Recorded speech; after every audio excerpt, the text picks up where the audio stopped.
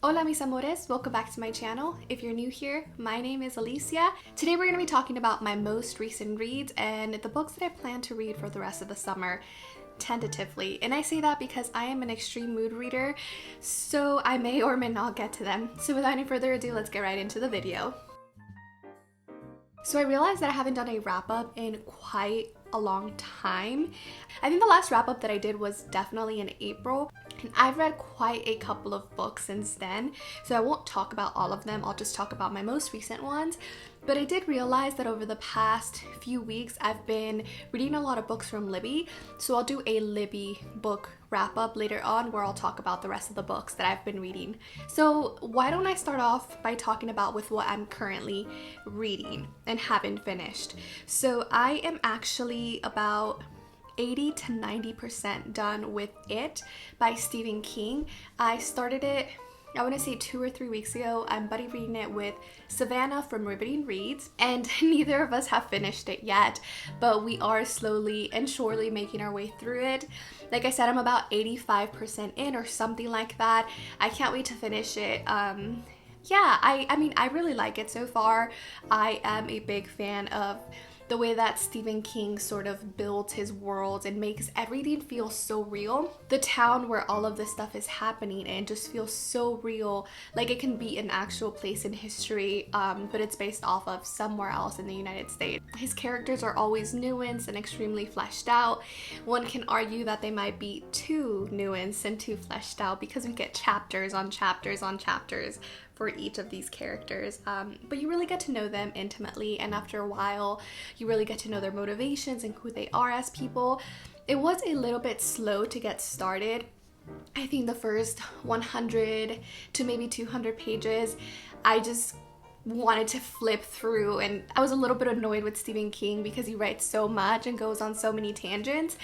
But after a while I got into it and I really appreciated all of the detail that goes into building the characters and building the history of the place. So really excited to finally knock that out of my TBR. It's been on there for quite a while and it's a huge book.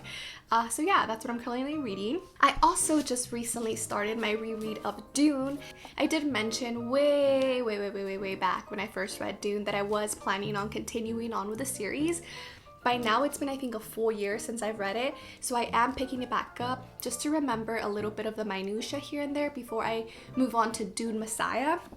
So I am actually reading this in audiobook format this time, or at least I'll be switching between physical and audio. I do have the audio through Libby right now, and for some reason it feels like I'm retaining a lot more information by listening to it. There's a lot of details that I didn't pick up on my first read, and that might have just been because we were thrown in and I was trying to figure out what this place is, what the world is, who the characters are, and also trying to get used to Herbert's writing style, which was a little bit difficult for me to get into. And now on a reread, knowing the background of some characters and knowing the writing style, I'm able to be a little bit more immersed. So definitely excited for my reread. I want to see if I still feel the same way about it. I'll link my review down below. It was a year ago, so it is a little cringy because it was one of my very first booktube videos, but I'll link it anyway. I didn't love Dune at the time, but I also didn't hate it. I can see why it's so foundational and I can see why people love it, but I had problems with it, which I do have to say, a lot of people said that as you continue on with the series, you understand some of the motivations that go into this first book. So I'm hoping to uncover those on my journey of reading the rest of the series. Apart from Dune, I'm not entirely sure what I'll be picking up next. A lot of times I just pick up books as they become available through Libby, which I've previously requested. But I am very excited because Ben got me 2 books, and these are Latin American authors. So guys, okay, I broke my book buying ban about 2 days ago, so I will have a little mini haul coming soon. The reason that I broke it is because I think I finally have a good relationship with money and how I spend it, and also the way in which I purchase books and what books I purchase. And I realized that moving forward, instead of banning myself of not buying books, I just need to be more intentional with my book buying. So moving forward, I want to buy books that I've already read and love, and I just need to have a physical copy of. So focusing on readability again, right? So rereading those books, but also authors that I want to support. So I will be buying books starting, well, now and in the future, but definitely focusing on buying less amount of books and really being intentional with my spending.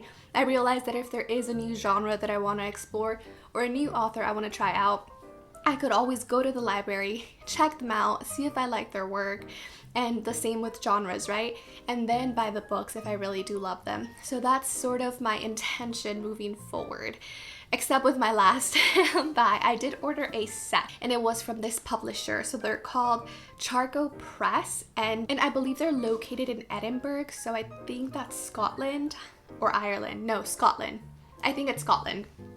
But they focus on new Latin American contemporary authors. So all of their books are translated into English, and they focus on Latin American literature. And I've been meaning and wanting to really focus on more Latin American literature, but I noticed that a lot of the literature that I do pick up that's from Latin America is either really old, or it's the same authors that I keep hearing about, the really prominent and prolific writers.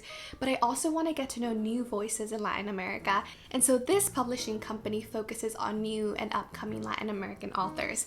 So that brings me to Ben's buys. So he did buy me Resistance by Julian Fuchs, and then Loop by Brenda Lozano. So Julian Fuchs is from Argentina, and Brenda Lozano is a Mexican author. And I'm really excited to get to both of these. I also love the minimalistic cover and packaging. They look very beautiful on a shelf, just stacked up. So I'm just really excited to read a lot more contemporary Latin American literature. So that's the bundle that I bought. I bought the 2021 bundle, which included, I think, a set of 6 or 7 books, all by CharcoPress, all by Latin American authors, and they're contemporary. So excited to dive deeper into a genre that I rarely read. I don't read a lot of contemporary, but also into Latin American authors. So I don't want this video to be a million years long, so I'll just briefly go over some of the books that I've been reading. The last one that I finished is called Instructions for Dancing, and this is by Nicola Yoon. This was an art that I received from Netgalley in exchange for an honest review, so thank you, Netgalley. And this is a young adult romance that kind of has the feels of That's So Raven mixed with like Dancing with the Stars. So really interesting. I quite really enjoyed this. Young adult romance may not necessarily be for me anymore because I did find this book to read a little bit young. The romance was very cute, it was very heartwarming, it was very fuzzy, but it did deal with some, young adult topics, coming of age. The main character's parents are divorcing, and she's sort of learning to navigate that complex situation where her dad is going to get remarried and her mom has been there this entire time, and she's also questioning love and what it means to love, and sort of learning that love doesn't last forever, but it's still nice to have experienced it. I realized I didn't give you a synopsis for this.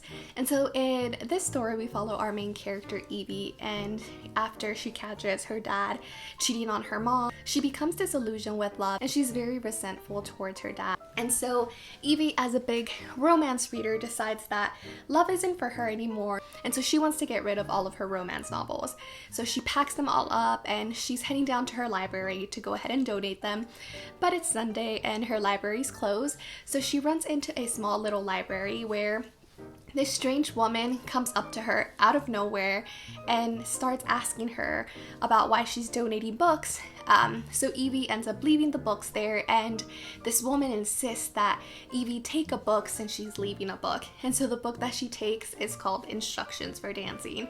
And so after this encounter, Evie starts to have visions, like in That's So Raven, but except it only happens when she sees couples kiss. So when she sees them kiss for the first time, she's able to get like a snapshot moment of their love story, how they met, them falling in love, and then how everything ends. And from this, Evie starts to learn that everything ends in heartbreak, that relationships never last, and it sort of solidifies this idea in her that love is not worth the risk, until she starts to look more into the book because she wants these visions to be gone. She doesn't want them. And this book leads her to a dance studio in which she ends up signed up for this dance competition with this really hot guy, and she ends up falling in love. So there's a lot of moving components to this book. I really enjoyed it. I felt like if I was reading it as someone who's 12, 13, 14 and really wanting to learn more about relationships, about forgiveness, about love, I would have really enjoyed it, and it would have been a 5-star read for me back then. For me now, it was a solid read, so I give it a 3.5 out of 5 stars. The next book that I finished is called Leave the World Behind, and this is by Rumaan Alam. By the way, I listened to all of these in audiobook format, so I don't have any of the physical books. So I had zero expectations going into this book, and it absolutely amazed me. I ended up giving it a 4.5 out of 5 stars, and I do have to say that it took me a couple of chapters to get into this book. I actually feel that if I would have read it in physical format, I would have probably put it down for quite a bit, because those first few chapters, I was trying to figure out what is going on in this book. So after I finished it, I did look it up, and it's marketed as a thriller, so I just want to let y'all know right off the bat. Personally, I think it leans more towards literary fiction with a sprinkle of suspense. I don't think it's a thriller, but over the course of the book, you do have a slow progression of suspense that is building. It has this very quiet and eerie atmosphere. And so in this book, we follow a white family who is on vacation, and they rented out an Airbnb. You know, for that full week, they want to experience lavishness. They want to feel like they own this country home and can afford this country home. But their dream is interrupted when the owner, a very affluent black family, arrives and asks for shelter because there's something strange going on in New York City. There was a power outage that was reported, and the family felt safer going into the countryside. And over the course of the book, we start to learn that there's some sort of environmental concern. There might be a hurricane that is coming in, and there's power outages, their phones aren't really working, so something is going on. But from a reader's perspective, we only know as much as the characters in the book know, which is really not much, because a lot of information that is disseminated is sent through technology, and their phones aren't working, TVs aren't working, so they really don't have a lot of information to go with. And so I want to re-emphasize that this is a very quiet and slow-moving book. It doesn't really have a plot. It's more about the themes that are presented and the characters themselves. The best way that I can describe it is a character study. The white family that was on vacation has 2 teenagers, so in a way, it's not only analyzing our relationship with technology, but also different generations and class and power and possession, and what does that mean when you rented an Airbnb and you feel like the owner, but then the owners come, like what boundaries are crossed. Even though it was such a slow-paced book, I found it to be extremely gripping. I really liked it. I do want to point out that it also doesn't quite have an ending. So again, if you're a plot-driven reader, and if you like books that really tie up nicely with like a good ending and a developed arc, this book is not going to be for you. Also, if you like fast-paced books, this is also not going to be for you. I lied, so I did actually read a physical book. So the next book that I ended up finishing is The Maidens by Alex Michaelides. And this was one of my most anticipated books of the year. I ended up reading The Silent Patient last year when it first came out. I absolutely loved it, and I am here to report that I also love The Maidens. Not as much as I like The Silent Patient, but almost just as much. And so Alex Michaelides, I would have to say, is one of my new favorite thriller writers. His writing and his characters and his storylines just really work for me. They just do. So this one is a thriller with a dash of dark academia. So if you like those dark academia vibes, this definitely has it. If you're looking to get more into dark academia but you don't want something that is very dark, I think this one would be a good one to dive into, because it does have a dash of that, but it's really focused on the thriller aspect of the book. So in this one, we follow a group therapist. Her name is Mariana, and she is convinced that this professor at Cambridge called Edward Fosca is murdering his students.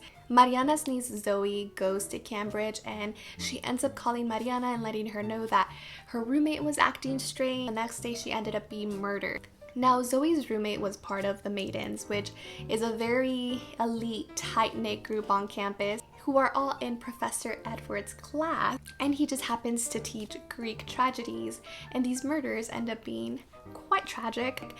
So Mariana goes to Cambridge to figure out what's going on and to basically catch Edward Fosca in the act. So like I mentioned, I really liked it. I really like Mariana as our main character. She's trying to not only help out her niece, but she's also going through stuff. Her husband had just recently died in a tragic accident, and she's trying to overcome the grief and all of those emotions and really just trying to get out of it.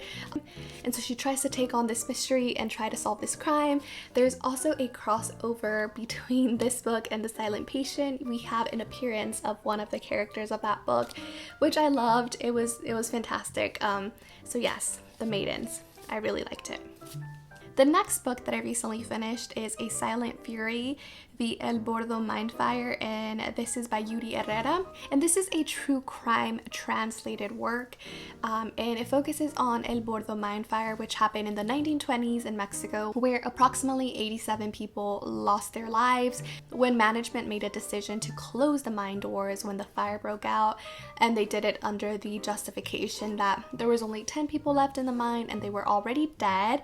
But then 6 days later, when they opened the mine doors, not only were there 6 to 7 people who were alive, but it turns out there were more than 80 people in there who died of suffocation. So this was such an interesting and enlightening read.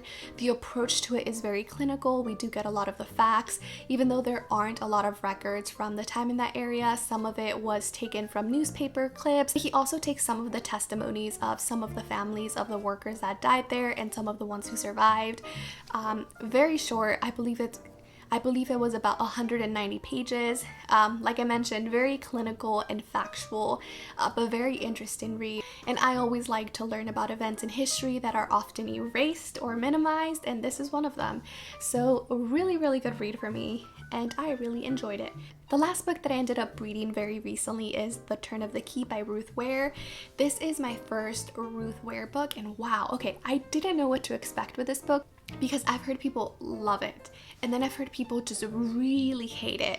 So I didn't know where I was gonna fall with Ruth Ware. And I read this while I was driving down to Southern California a couple of weeks ago. I had a 16-hour drive, so I was like, okay, let's just start some books. And this was one of the books that I picked up, and I was gripped immediately. Something about the way Ruth Ware presented this book was extremely gripping. In this book, we find out what the crime is right off the bat. We have this woman, and she's in jail because she's been accused of killing this little girl, and it's told in a form of letters as she's writing to a lawyer to represent her. She ends up dropping a little bit of tidbits throughout her story as she's telling it to this lawyer about what happened, and that just keeps you engaged and keeps you wanting to read more. So essentially, we have this woman named Rowan, and she comes across this ad for a nanny position inside of this huge mansion in Scotland, and it's too good to be true. Like right off the bat, right? They're offering her a really good salary. She gets to live inside of the house, and she has to take care of 3 kids, well, 2 mostly because one is off in a boarding school in this smart house. And so Rowan ends up going through the selection process, and she interviews, and she's selected and ends up coming into the mansion. But she starts to realize that this mansion has a dark history. There was a kid who had previously died in the house, and a lot of the nannies have fled because, according to her boss, you know, they were afraid of the history of the house and they think it's haunted. And slowly, Rowan starts to realize that there might be something going on there. There might be some supernatural works there. Who knows? And it's really good. There were so many twists, and I didn't catch any of them. I really liked it. I almost gave it a 5 stars, but I didn't. I don't know why. But it was a 4 to 4.5 star read for me. So I'm definitely going to pick up more by Ruth Ware. I actually have The Death of Miss Westway. Is that what the book is called? Something like that. I actually have the physical book on my shelves. So, I might pick that one up next because I really enjoyed Ruth Ware. Yeah, that might happen. Okay. So those were all of my recent reads, what I'm currently reading, and some of the stuff that I hope to read for the rest of the summer. Let me know down below what you're reading, what you're excited about.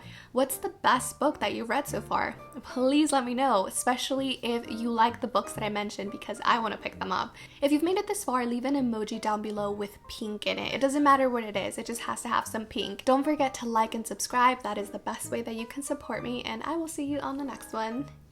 Adios!